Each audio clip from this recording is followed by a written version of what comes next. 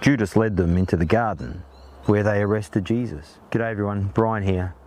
Obviously I'm not standing in an olive garden, an olive grove in Jerusalem called Gethsemane, but I'm hoping here you'll get something of the idea that one night Jesus took his disciples, well most of them, after he'd shared a meal with them, and they went out to the Mount of Olives. There Jesus went to pray. He prayed 3 times, the Bible tells us.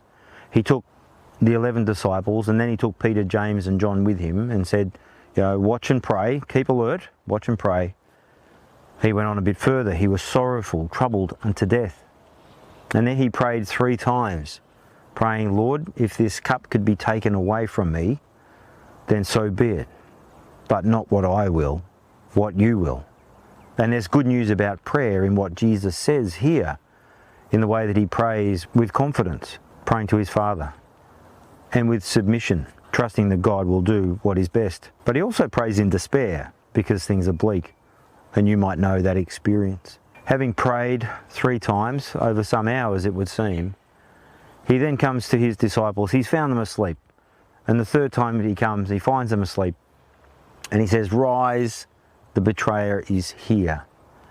And sure enough, as Jesus looks down, he would be able to see not just Judas, but a group of soldiers, armed guards sent by the chief priests, who are snaking their way up through the Mount of Olives to find Jesus. Judas comes across and kisses Jesus. Why? Well, as we've seen, because that was a sign to those who were to arrest Jesus which bloke it was. And so here in the darkness, here amongst the forest, a place where he could pray, Jesus is arrested. But he confronts them and he says to them, I've been teaching in the temple courts. I've been very public about where I am. Why do you come to arrest me as though I am a common thief? But so that the word of the prophet might be fulfilled. And so he gives himself up to be arrested. Now, one of the disciples, Peter, isn't so keen on just letting this happen, and so he leaps to the defense of Jesus. He rises up, takes a sword out, and cuts off the ear of one of the servants of the high priest. Jesus responds by healing this man's ear and telling Peter to put his sword away. To live by the sword is to die by the sword.